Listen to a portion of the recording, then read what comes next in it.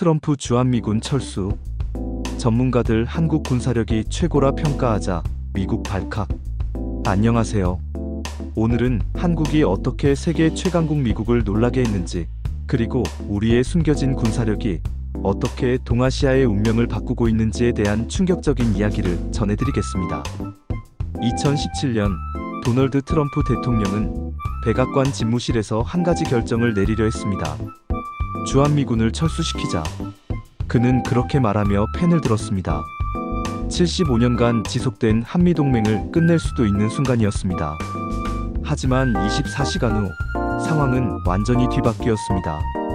미국의 대표적인 보수 싱크탱크 헤리티지 재단이 긴급 보고서를 백악관에 전달했습니다. 그 보고서의 첫 줄은 이랬습니다. 대한민국은 동아시아에서 가장 강력한 군사력을 보유한 국가입니다. 트럼프는 펜을 내려놓았습니다. 미국 전문가들이 한국을 어떻게 평가했는지 알게 된 순간 그의 표정이 달라졌습니다. 헤리티지 재단의 분석은 충격적이었습니다. 그들은 단순히 병력수나 무기 수량만 본 것이 아니었습니다. 실제 전투 능력, 기술력, 그리고 가장 중요한 전략적 가치를 종합평가했습니다. 결과는 놀라웠습니다. 한국군의 육군은 세계 6위, 해군은 동아시아 최강, 공군은 아시아 3위, 종합전력으로는 동아시아 1위라는 평가가 나왔습니다. 하지만 숫자보다 더 중요한 것이 있었습니다. 한국군의 실전 경험이었습니다. 베트남 전쟁에서 백마부대와 맹호부대가 보여준 전투력, 아프가니스탄에서 증명한 국제 평화유지 능력, 그리고 무엇보다 70년간 분단선을 지켜온 실전 준비태세였습니다. 미군 장성 하나가 이렇게 평가했습니다. 한국군은 전쟁을 준비하는 군대가 아니라 전쟁 중인 군대다. 트럼프는 사업가였습니다. 그에게 군사동맹은 거래였고 주한미군은 비용으로만 보였습니다. 연간 40억 달러를 써서 한국을 지키고 있는데 이게 무슨 이익이 되나? 하지만 헤리티지 재단 전문가들은 달랐습니다. 그들은 지정학적 관점에서 한국의 가치를 계산했습니다. 전략 분석 담당 연구원은 이렇게 설명했습니다. 주한미군이 철수한다면 중국은 24시간 안에 동중국해 전체 장악에 나설 것이고 북한은 48시간 안에 한반도 전체에 대한 위협을 가할 것입니다.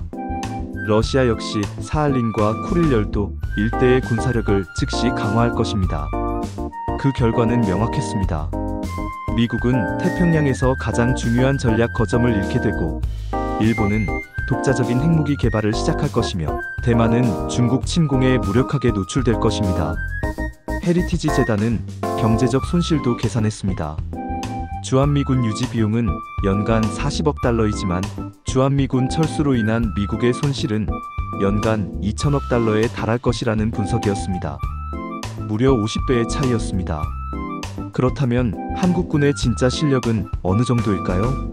먼저 육군입니다. 현역 55만 명, 예비역 300만 명이지만 숫자가 전부가 아닙니다. K2 흑표 전차는 독일 레오파르트 2, 미국 에미레이, 에이브람스와 어깨를 나란히 하는 세계 최고 수준입니다. 천무 다연장 로켓 시스템은 북한 전 지역을 타격할 수 있고 현무-4 탄도미사일은 중국 베이징까지 도달 가능합니다. 해군은 더욱 놀랍습니다. 세종대왕급 이지스 구축함 3척은 중국 해군 전체 이지스함과 맞먹는 수준입니다. 214급 잠수함 9척과 KSS-3 잠수함 3척은 동해와 서해에서 중국과 러시아 해군을 견제하는 핵심 전력입니다. 독도함과 마라도함 같은 상륙함들은 일본 해상자위대의 헬리콥터 항모들과 대등한 수준입니다. 공군 역시 만만치 않습니다. F-35A 스텔스 전투기 40대, 곧 실전 배치될 KF-21보라매, 그리고 F-15K 슬래미글 59대는 동북아 최강의 전투기 중 하나입니다. 하지만 가장 놀라운 것은 따로 있었습니다. 우크라이나 전쟁이 모든 것을 바꿨습니다. 전 세계가 한국 무기의 위력을 목격했습니다. K9 자주포가 우크라이나 전선에서 보여준 성능은 충격적이었습니다. 러시아군 진지를 정확히 타격하는 모습이 전 세계에 실시간 중계됐습니다. 그 결과 폴란드는 K9 자주포 672대를, 노르웨이는 24대를, 에스토니아는 12대를 주문했습니다. NATO 국가들이 줄줄이 한국 무기를 선택한 이유는 단 하나였습니다. 실전에서 증명됐기 때문입니다. 천국-2 방공미사일은 패트리어트 미사일을 대체할 수 있는 성능을 보여줬고, 해성 대함 미사일은 하푼 미사일보다 뛰어난 성능을 인정받았습니다. 전 세계 무기 수출 순위에서 한국은 8위에서 4위로 급상승했습니다. 독일과 영국을 제쳤습니다. 미국 국방부 한 관계자는 이렇게 말했습니다. 한국은 이제 무기를 사는 나라가 아니라 파는 나라가 됐다. 하지만 위기는 계속 커지고 있습니다. 중국의 군사력 증강 속도가 예상보다 훨씬 빠릅니다. 중국 해군은 현재 항공모함 3척을 보유하고 있으며 2030년까지 6척으로 늘릴 예정입니다. 중국 공군의 J-20 스텔스 전투기는 이미 150대를 넘어섰고 2025년까지 300대를 목표로 하고 있습니다. 중국의 핵탄두는 350개에서 1,500개로 증가할 예정입니다. 이런 상황에서 헤리티지 재단은 한국의 중요성을 다시 한번 강조했습니다. 중국이 대만을 침공한다면 가장 먼저 무력화해야 할 곳이 주한미군 기지들입니다. 그런데 한국군이 이를 방어할 수 있는 유일한 동맹군입니다. 실제로 한국의 지리적 위치는 전략적으로 너무나 중요합니다. 중국이 태평양으로 진출하려면 반드시 한국 주변을 지나야 합니다. 한국이 중국의 태평양 진출을 막는 첫 번째 방어선인 셈입니다. 그렇다면 일본은 어떨까요? 헤리티지 재단은 한국과 일본의 군사력을 직접 비교했습니다. 일본 자위대 총 병력은 24만 명, 한국군은 55만 명입니다. 일본의 방위비는 연간 540억 달러, 한국의 국방비는 연간 460억 달러입니다. 숫자로만 보면 비슷해 보이지만 실제 전투 능력은 달랐습니다. 군사 전문가는 이렇게 분석했습니다. 일본 자위대는 평화헌법의 제약으로 공격적 무기 보유가 제한되는 반면 한국군은 실전을 가정한 공격 무기 체계를 완비하고 있습니다. 일본은 미사일 방어에만 집중하지만 한국은 방어와 공격을 동시에 준비합니다. 가장 결정적인 차이는 실전 경험이었습니다. 일본 자위대는 1945년 이후 실전 경험이 전무한 반면 한국군은 70년간 분단 상황에서 실전 대비 훈련을 지속했습니다. 헤리티지 재단의 결론은 명확했습니다. 유사시 한국군이 일본 자위대보다 훨씬 효과적인 전력을 발휘할 것입니다. 하지만 한국의 진짜 힘은 다른 곳에 있었습니다. 바로 조선 산업입니다. 현재 미 해군은 심각한 위기에 처해 있습니다. 중국 해군의 급속한 성장에 비해 미 해군의 확장 속도가 너무 느립니다. 미 해군이 필요로 하는 것은 차세대 구축함 30척, 신형 잠수함 20척, 차세대 항공모함 2척이지만 미국 조선소들의 건조 능력은 연간 2-3척이 고작입니다. 반면 한국은 현대중공업, 대우조선해양, 삼성중공업 3곳만으로도 전 세계 선박 건조량의 40%를 담당합니다. 한국 조선소들이 군함 건조에 집중한다면 연간 10-15척의 대형 군함 건조가 가능합니다. 미국 해군 관계자는 이렇게 말했습니다. 한국 없이는 중국 해군을 상대할 수 없다. 이제 한국이 미국에 새로운 제안을 할 때입니다. 바로 공격 원잠 SSN 도입입니다. 현재 미사일 방어 체계의 한계가 점점 드러나고 있습니다. 북한의 극초음속 미사일과 중국의 항모킬러 미사일 앞에서 기존 방어 시스템은 무력합니다. 그렇다면 대안은 선제 타격과 견제입니다. 공격 원잠은 적의 전략 원잠을 추적하고 견제할 수 있는 유일한 수단입니다. 북한과 중국의 전략 원잠이 미국 본토나 한반도를 위협하려 할 때 이를 미행하며 격침할 수 있는 헌터킬러 역할을 수행할 수 있습니다. 한국이 미국에 제시할 수 있는 조건은 이렇습니다. 공격 원잠 도입을 허가해주면 한반도와 미 본토를 위협하는 모든 적 잠수함을 한국이 직접 처리하겠습니다. 이는 미국에게도 엄청난 이익입니다.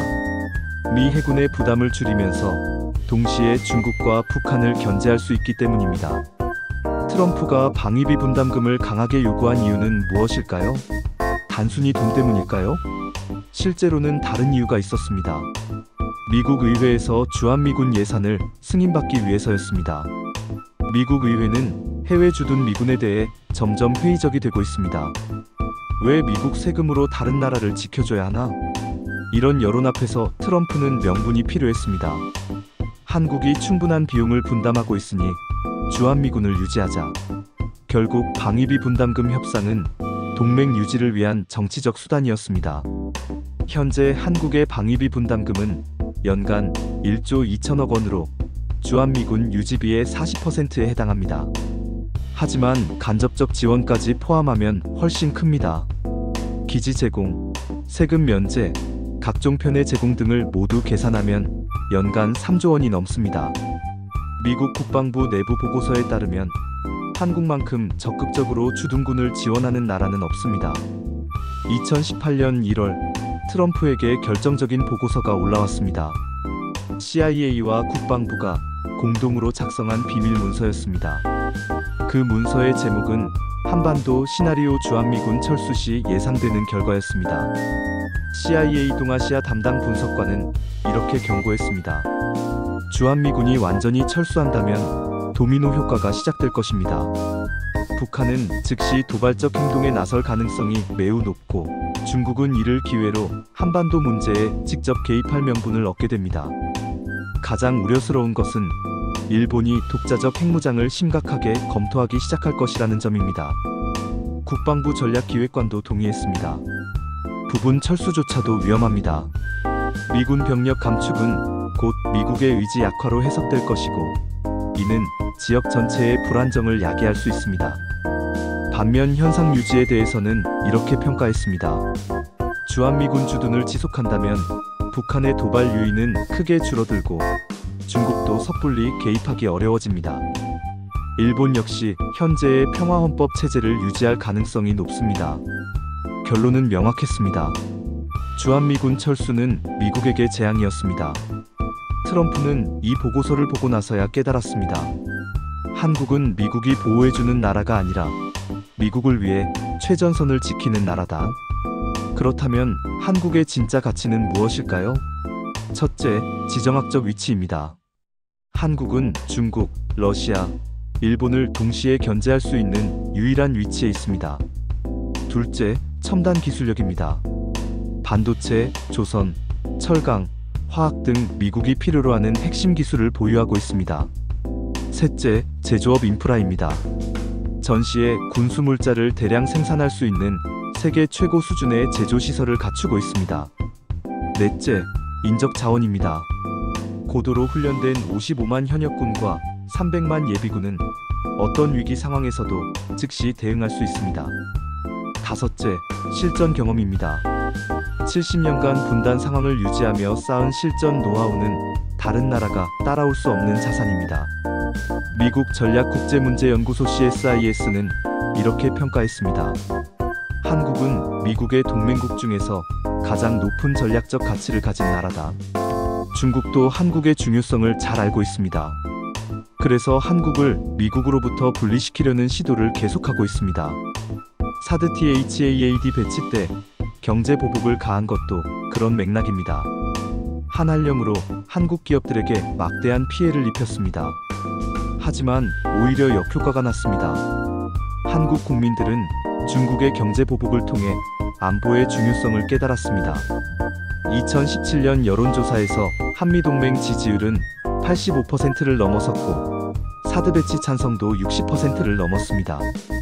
중국의 압박이 강해질수록 한국은 더욱 미국 쪽으로 기울었습니다. 현재 중국은 새로운 전략을 시도하고 있습니다. 직접적인 압박 대신 경제적 유인책을 제시하는 것입니다. 하지만 한국의 선택은 이미 결정됐습니다. 자유민주주의와 시장경제라는 가치를 공유하는 미국과의 동맹이 우선입니다. 앞으로 10년 동아시아는 더욱 복잡해질 것입니다. 중국의 부상, 북한의 핵 위협, 러시아의 도발이 계속될 것입니다. 이런 상황에서 한국의 역할은 더욱 중요해집니다. 첫째, 미사일 방어의 최전선입니다. 한국의 미사일 방어 체계가 강화될수록 미국 본토의 안전도 높아집니다. 둘째, 해상 통제의 핵심입니다. 한국 해군이 강해질수록 중국의 태평양 진출을 더 효과적으로 차단할 수 있습니다. 셋째, 기술 동맹의 중심입니다. 반도체, AI, 양자 컴퓨팅 등 첨단 기술에서 한미 협력이 더욱 중요해집니다. 넷째, 무기 생산의 허브입니다. 한국의 뛰어난 제조 능력은 미국의 군수 산업을 보완하는 핵심 자산입니다. 하지만 도전도 있습니다. 북한의 핵 위협은 계속 증가하고 있습니다. 현재 북한의 핵탄두는 60-1흔계로 추정되며 2030년까지 100개를 넘을 수도 있습니다.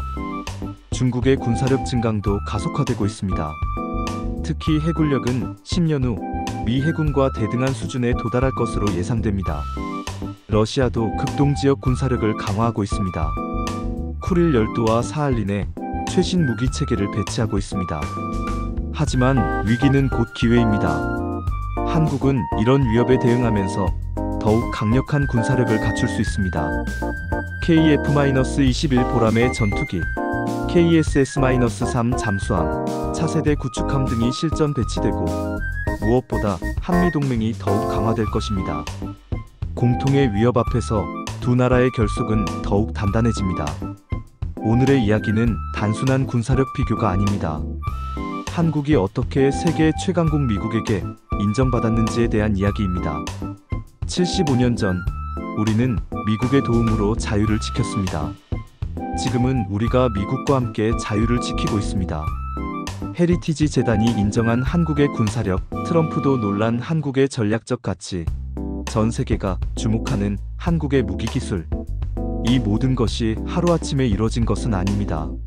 70년간 분단의 현실을 직시하며 쌓아온 결과입니다.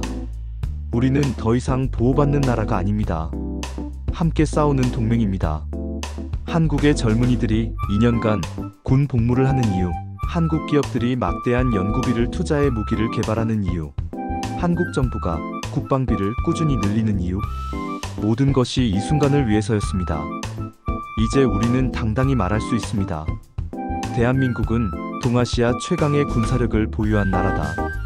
미국도 인정한 우리의 실력, 중국도 두려워하는 우리의 힘, 북한도 함부로 할 수 없는 우리의 의지.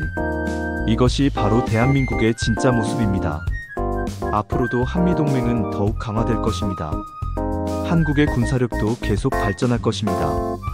그리고 우리는 더욱 안전한 나라에서 살게 될 것입니다. 여러분, 이 자랑스러운 소식이 더 많은 사람들에게 전해질 수 있도록 구독과 좋아요 부탁드립니다. 댓글에 여러분이 느낀 자부심을 함께 나눠주세요. 대한민국의 안전은 우리 모두의 노력으로 지켜지고 있습니다. 대한민국 파이팅!